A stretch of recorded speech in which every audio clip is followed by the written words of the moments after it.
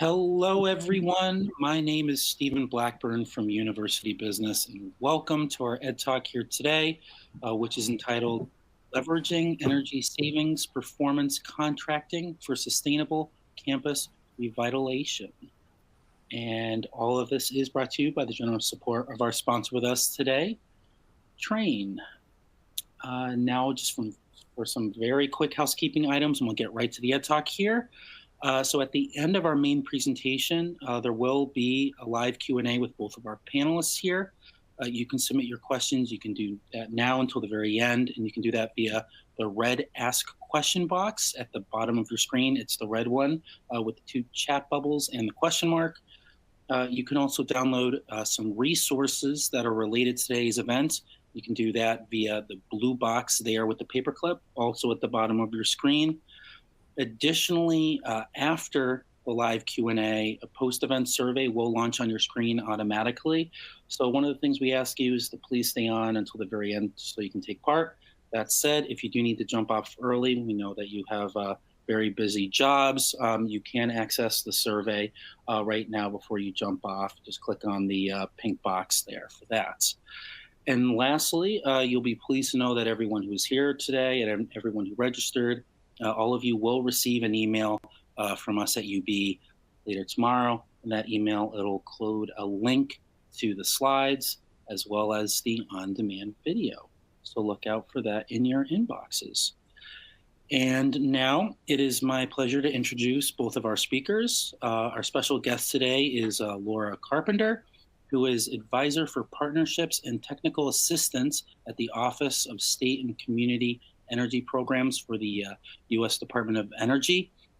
There, Laura helps public institutions in the municipal and state governments, universities and colleges, schools and hospitals market, also known as MUSH, successfully establish and implement energy savings, performance, contracting projects and programs by developing tools and resources to support best practices and provide solutions to common implementation barriers. And we have with us Michael Hines, education leader with Trane. Michael is responsible for leading Trane's educational offerings and initiatives for the United States and Canada. Trane's holistic programs support infrastructure and energy solutions, including providing pathways for students to help provide awareness and skill acquisition for all students in secondary and post-secondary education. Mike had strategic educational offerings and initiatives helping school districts meet their goals of providing a quality education that will allow students to thrive in the workplace and their community. All right, well, it's great to have both of you with us today. Mike, you may now begin. Thank you, Stephen. Greetings, everyone, and thank you for joining us for the Ed Talk today. And we want to get right into it. So I want to talk about, we've been around the nation, both Laura and I, talking to leadership teams throughout and looking and asking what the challenges and opportunities can be for your campuses. So this has really been a broad survey of just being with different leaders throughout the nation and coming up and looking at and seeing what those challenges are. And I'm sure these are common to a lot of the people in the audience today. Just want to kind of quickly talk about these challenges that we're hearing on a consistent basis. So obviously deferred maintenance, aging infrastructure and systems, that brings about uncomfortable classrooms, unattractive spaces. And then also, we also know about the demographic challenges that are coming where there's going to be less amount of traditional students. So really being able to optimize space for learning in the most effective and efficient way is important. Critical infrastructure hazards, as always, tight operational and energy budgets, and then a lack of capital for improvement. So these are challenges that we see facing a lot of the institutions across the country. And really what we're excited about and partnering up with the Department of Energy and other institutions, ways to be able to maybe provide some opportunities in providing a less burden for building management, helping improve student, staff, and teacher attraction, helping in the recruitment, more resilient community facilities, lower energy expenses, helping to redeploy some of those dollars to support mission critical needs. And that's really what we're seeing the opportunities. And we'll provide a case study of of an institution that we've been working with and that have been able to accomplish some of those opportunities and be able to realize those opportunities. And so really we talked about energy cost savings, how energy performance contracting can benefit, the financial operational benefits, being able to take these upgrades without upfront costs, and Laura's really going to dive into that. Improve campus resiliency so that in face of emergency or critical times, the systems will be able to support and have institutions be able to go through it. We talked a lot about improved learning environment. The latest systems really focus on trying to provide the best possible learning environment for your students, and as you're trying to attract the students. Again, reduce maintenance costs, looking at addressing deferred maintenance, and then sustainability and environmental impact, lowering the energy consumption, reducing your carbon footprint, and enhances the institution's sustainability reputation, which is really critical for universities and colleges as they're trying to attract students to come to your institution. Sustainability and environmental impact are really a high priority for a lot of the incoming students. And so to be able to demonstrate that has been a very positive thing for the different institutions. So these are some of the challenges and opportunities that we've noticed. I'd like to turn it over to Laura now, and Laura's going to talk about some of the specifics around energy performance contracting. So Laura. Thanks, Mike. Yeah, so I think from here, I'd like to really dive into the nitty gritty of what exactly is an energy savings performance contract, or ESPC. So an ESPC is a budget neutral contracting and financing mechanism that has been used by the public sector since the 1980s. ESPCs are authorized for public sector use by each state's legislature, and these can be used by public institutions to make energy and water efficiency upgrades in buildings while also addressing your other maintenance and infrastructure needs. By using an ESPC, institutions can harness cost savings from increased energy and operational efficiency to pay for the facility improvements. Approximately 2/3 of the ESPC projects that are implemented each year are done by organizations in what we call the MUSH market, which is what Stephen teed up earlier. So that stands for municipal and state governments, universities and colleges, K-12 schools, and hospitals. These projects are funded and or financed by the customer upfront, with the financing payments tied to the energy and cost savings that are achieved through the project.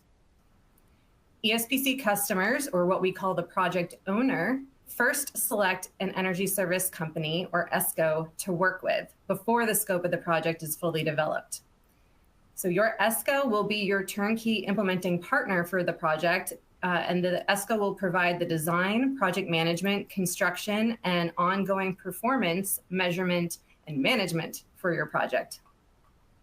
The ESCO works with the project owner to identify all of the possible upgrades and design the project, and then the ESCO implements the work and guarantees the resulting energy savings. And so this savings guarantee is really a key component of an ESPC because it ensures that the savings produced by the upgrades will be sufficient to cover the costs of the project.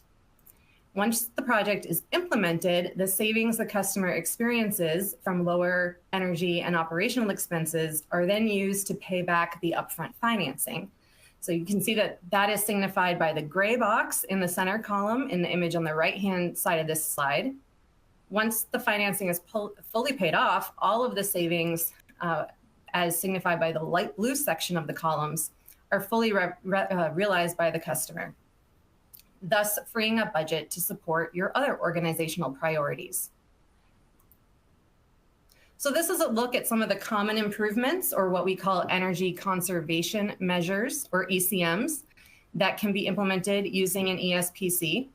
And this includes HVAC and lighting upgrades, boiler and chiller plant improvements, building and equipment control systems upgrades, water efficiency, as well as other measures to support resilience and even emissions reduction goals, such as the integration of renewable energy generation and energy storage. So this is a high-level overview of the process for procuring and implementing an ESPC project. There is a lot to cover here, but I do want to go through it as I think it's really important for prospective ESPC users to have an underlying understanding of the whole process.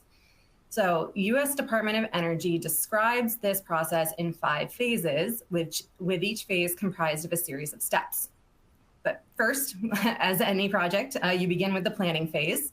This is where you want to evaluate whether your facilities and potential energy and infrastructure upgrades are a good fit for ESPC. And it's also the point at which you want to engage all of your relevant internal stakeholders and approval authorities to ensure that the whole team is supportive of moving forward with an ESPC and that the needs of different departments are addressed as the project is developed. This is also a great time to consult with your financial advisor, to discuss the feasibility of your project, and to bring on a third-party technical consultant with ESPC subject matter expertise. This is also known as an owner's representative, to help you and your team successfully navigate the rest of the process. More information about the benefits of working with an owner's representative and how to go about hiring one is available in the resources section at the end of this presentation. So once you've gone through that initial work, the second phase is where you prepare and release your RFP to select an ESCO to perform the work. And we also have several links on the resources page that can help you identify qualified ESCOs. But the main thing to keep in mind during this phase of the process is that you are selecting an ESCO to embark on a long-term relationship. These projects, these contracts are often 15, 20, or 25 years long. So the project is going to be developed in the next stage of this process. So at this point, your focus should be on selecting a partner, not on a specific project proposal. So once you've selected the ESCO you will work with, we are now in phase 3. So the next thing they will do is conduct an investment grade audit of your facilities and do a deep dive of your energy bills and potential energy conservation measures, and work with you to develop the project. And so the ESCO is going to come to you with options and recommendations, but as the owner, you are really the ultimate decision maker about what the final project will look like. This is an iterative process that requires strong communication between the owner and the ESCO and strong record keeping of the items that were discussed and the decisions that were made. So if you hired an owner's representative, they can help all of the parties involved work through this process and also support the documentation that is needed. So at this point, DOE recommends that the ESCO and owner begin recording all key project information and documentation into the eProject Express database. This is a free-to-use, federally developed tool that has been designed to support state and local governments and educational institutions in managing and tracking their ESPC projects. So many of you might be familiar with EPA's Energy Star Portfolio Manager, which enables you to track energy use and performance at the building level. Think of this as a similar tool that has been developed, but this is designed to help you track your projects. So many of which may include many buildings and other assets. This is a project level tool. This is also the point at which you want to engage your financier and finalize your financing arrangements for the project, and the ESPC contract is executed.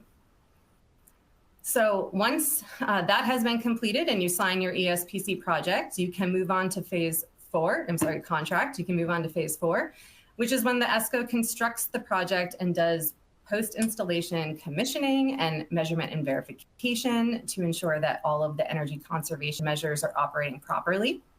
And the owner, that's you, would inspect the final project. And once any of your final concerns have been addressed, you ultimately will approve and accept the project as complete. Then finally, moving into phase 5, we are entering the performance period. This is the point in which your project starts to pay off, and you will see the energy and dollar savings and begin to make your financing payments back to your lender. This is also the phase in which the ESCO and owner monitor the ongoing performance of the project to ensure that the guaranteed savings are coming to fruition. So at least annually, the ESCO will prepare a measurement and verification report in accordance with the terms of your contract that was signed in phase 3. And the owner should review this report to maintain a strong understanding of the performance of the project. And this is another area where your owner's representative can help you.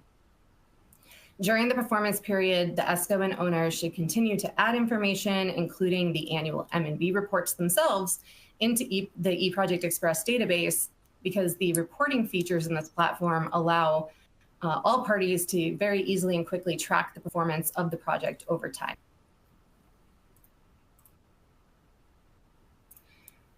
So as we previously covered, the owner must secure financing or funding to support the installation of the project, with the financing then repaid through the guaranteed energy savings that are produced by the project. Now, usually ESPC projects are financed. However, owners can maximize the outcomes of their project and their energy efficiency investments by incorporating any available funding resources right into your ESPC.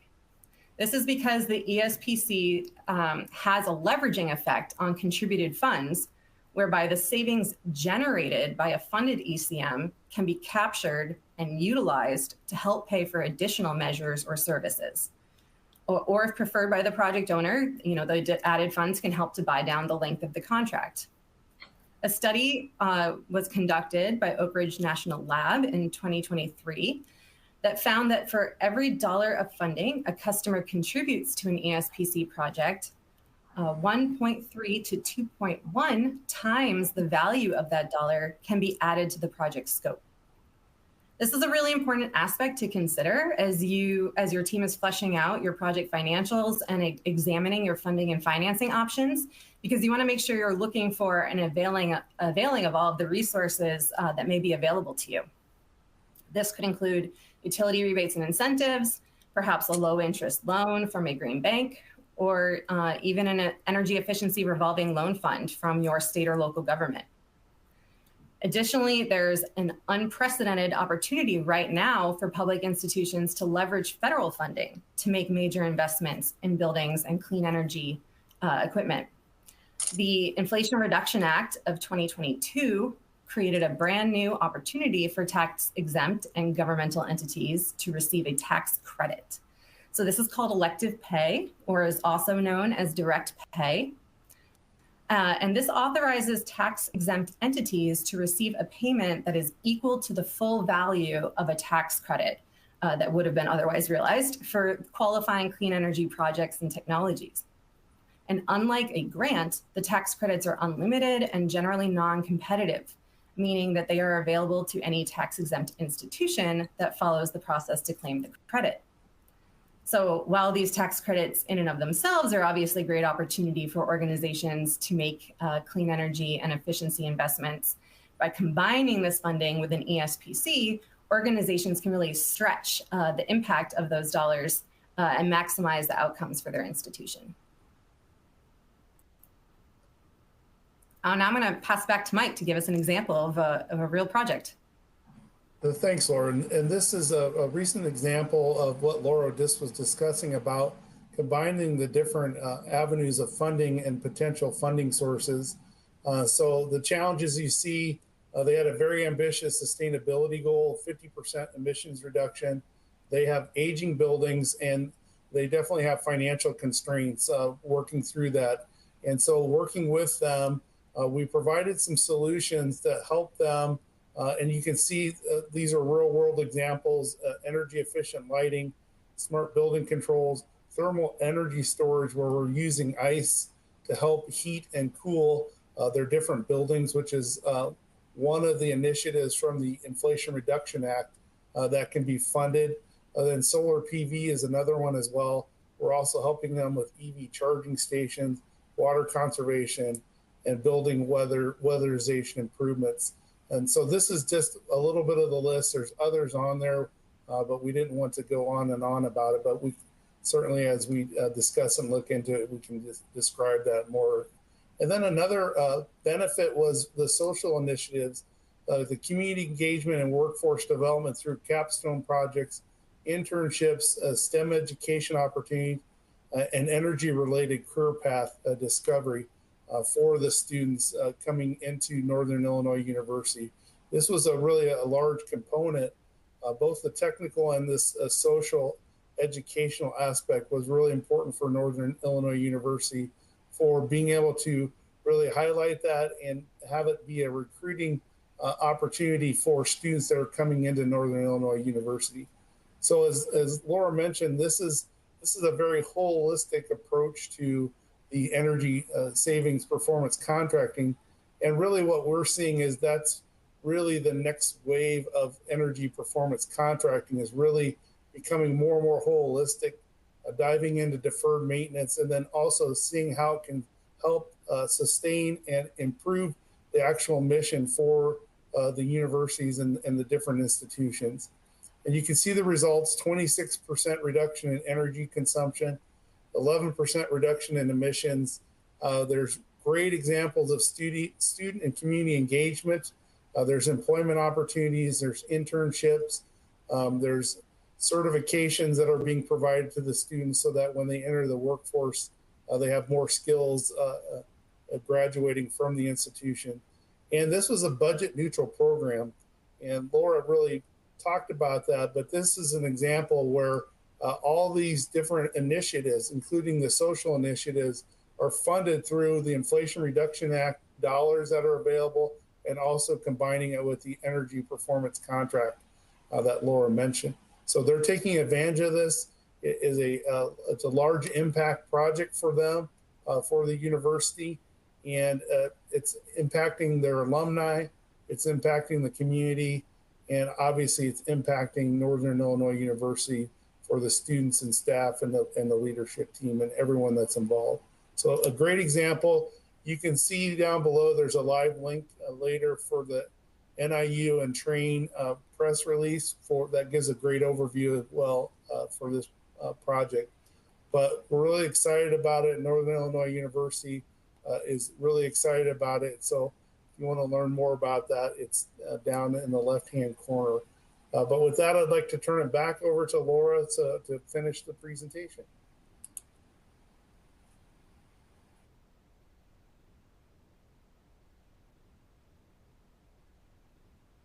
For implementing a project, we have compiled quite a few resources here. There are many, many resources available from the Department of Energy as well as other organizations to help you learn about and implement ESPC projects. So I do want to use my pointer here to call attention to a few of them. So for to become more familiar with ESPC, we have a number of guides and resources available through the ESPC toolkit. There's also an on-demand interactive web-based training that is available at no charge, and an accredited training available for the Performance Contracting National Resource Center. We've also outlined here many resources to help you identify funding and financing opportunities, including a list of the financial allies that support efficiency projects through U.S.'s Department of Energy's Better Buildings program. We have a couple of databases here of funding and technical assistance opportunities. We've also highlighted some places you can look for accredited ESCOs to work with, which includes the National Association of Energy Services Companies, as well as a pre-qualified list that DOE maintains to support federal projects. So, of course, the companies on that list are there to support federal ESPC, but many of them also work in the MUSH market. I also want to draw attention to your state energy office. So to get started, many states have an ESPC technical assistance program where they can work with you like very hands-on to guide you through this process. And so looking for your state energy office contact information is a great place to begin. And then finally, not last but certainly not least, the U.S. Department of Energy is currently partnering with organizations across the MUSH market through the ESPC campaign to support, expand, and enhance the use of ESPC to increase efficiency, modernize buildings, and support your organizational goals. So the ESPC campaign works through this initiative. The DOE is working with our partners to share practical resources and best practice approaches for ESPC and to provide technical assistance to our partners through trainings, webinars, peer exchange events, and more. ESPC campaign partners can use these resources to build your ESPC knowledge, share lessons learned with peer organizations, and apply best practices to your own projects. Together, all of our ESPC campaign partners contribute towards our collective goal of reaching 1 billion in measured and verified savings from ESPC by 2030. And so we're really utilizing that eProject Express database to help us track our progress towards that goal. DOE works with our ESPC campaign partners to collect that M&V data and to demonstrate the impact of your projects, showcase your ESPC project achievements, and provide examples of successful ESPC implementation to educate and inspire others. So this program is open to organizations at any point in their ESPC journey, including those just beginning to consider a project, as well as those that have already implemented one and are willing to share their experience with others. So to join, you can fill out the expression of interest form on the ESPC campaign website, or email me or the program directly using the contact information on the last slide. But to kind of conclude, the key messages that I hope you'll take away from this presentation is that ESPC and current federal funding opportunities are kind of aligning to provide a transformative opportunity for institutions of higher education to revitalize your campuses and take a leadership role in the clean energy transition. These investments in clean energy and efficiency can not only make your campuses more resilient and attractive and sustainable, but the energy and operational cost savings from these improvements can also be reinvested in your campuses to better support your mission. So whether you are actively planning or implementing a project, or you are considering one, the U.S. Department of Energy has many resources to support you, including the resources linked here and on the earlier slide. And we really look forward to partnering with you and supporting your efforts. And with that, I will open the floor if we have any time for questions. Thank Perfect. you. Yes. Thank you, Laura. So as Laura said, we're at the live Q&A portion of the presentation. If you haven't submitted a question already, you can do so by accessing, it's the Ask Question box at the bottom of your screen. I'm just going to highlight it right now, so it should be highlighted at the bottom of your screen to submit a question. So let's see, we do have a few questions here.